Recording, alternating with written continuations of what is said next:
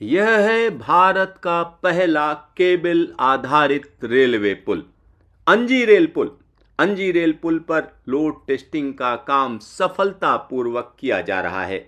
यहाँ आप देख सकते हैं कि किस तरह से इस रेलवे पुल के ऊपर एक भरी हुई मालगाड़ी रोकी गई है। साथ ही साथ पास की अगर हम बात करें तो पास में भारी भरकम ट्रक लगाए गए हैं और इन ट्रक और मालगाड़ी को अलग अलग सेक्शंस पर थोड़ी थोड़ी देर के बाद आगे बढ़ाया जाता है और देखा जाता है कि आखिरकार इससे पुल पर क्या असर पड़ रहा है।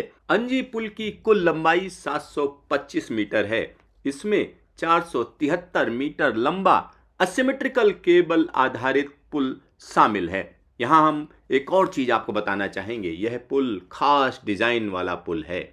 इसमें फाउंडेशन के टॉप से लेकर ऊपर की अगर हम बात करेंगे तो सेंट्रल पायलॉन की जो ऊंचाई है वो 193 मीटर है, जो नदी के तल से 331 मीटर की ऊंचाई पर स्थित है।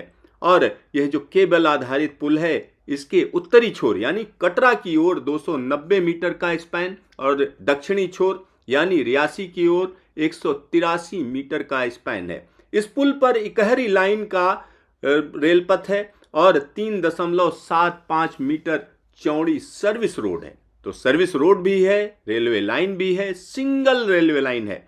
यहाँ पर जो आपको केबल नजर आ रहे हैं ये इंपोर्टेड केबल हैं, इनको बाहर से लाया गया है।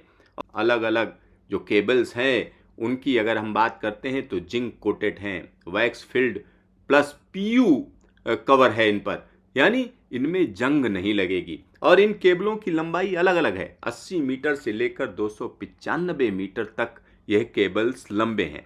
और यहाँ एक और चीज हम आपको बता दें, जैसे ही ट्रेन इस पुल पर आती है वैसे वैसे पुल में लचक आती जाती है। और यही वजह है कि इस सेक्शन में कहीं ना कहीं बैलास्ट ट्रैक रखा गया है, यानी ट्रैक पर पत्थर हैं, क्योंकि 111 किलोमीटर लंबे पूरे के पूरे रेल मार्ग की अगर हम बात करते हैं कटरा से बनिहाल के बीच में, तो ज़्यादातर यानी पूरा का पूरा ट्रैक बैलास्ट लेस ट्रैक है। लेकिन यह सेक्शन, इसको आप देख सकते हैं, इसमें बैलास्टेड ट्रैक है, यानी ट्रैक पर पत्थर हैं।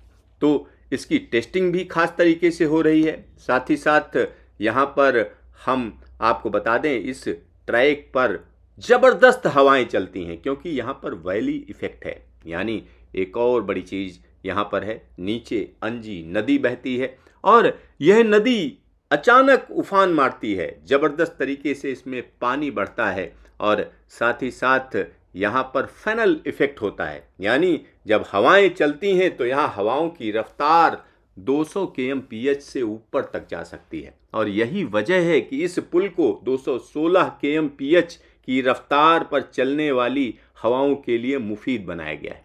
100 kmph की रफ्तार पर इस पर ट्रेनें चलाई जा सकेंगी। और यहाँ टेस्टिंग का काम चल रहा है, और टेस्टिंग का जो ये काम है यह अपने आप में अनूठा है। अनूठा इसलिए है क्योंकि एक एक चीज़ को मेजर किया जा रहा है, मापा जा रहा है। और जब यहाँ पर सेक्शन में ट्रेन आती है या भरे हुए ट्रक आते हैं तो देखा जाता है डिफ्लेक्शन कितना हुआ, कितना बदलाव हो रहा है। और 24 घंटे तक इनको रखा जाता है, उसके बाद इनको हटाया जाता है, फिर देखा जाता है पुल का वह स्पैन वापस कितना आया है। तो यह अप एंड डाउन भी देखा जाता है। जगह जगह पुल में सेंसर्स लगे हुए हैं। और यहाँ पर एक और चीज़ हम आपको बता दें, इस पुल को तेज रफ्तार हवाओं से बचाने के लिए खास तरीके से डिज़ाइन किया गया है।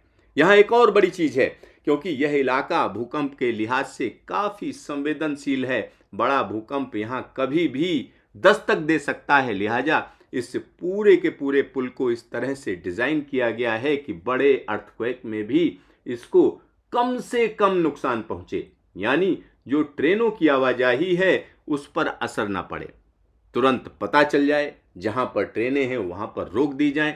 और इस पूरे के पूरे सेक्शन की अगर हम बात करें तो 111 किलोमीटर लंबे रेल सेक्शन का एक बड़ा हिस्सा सुरंगों से होकर जाता है, यानी जब कोई बड़ा अर्थक्वेक भी आएगा तो इस रेल सेक्शन पर कोई खास असर नहीं पड़ेगा। और यहाँ पर आप देखिए किस तरीके से लोड टेस्टिंग की जा रही है।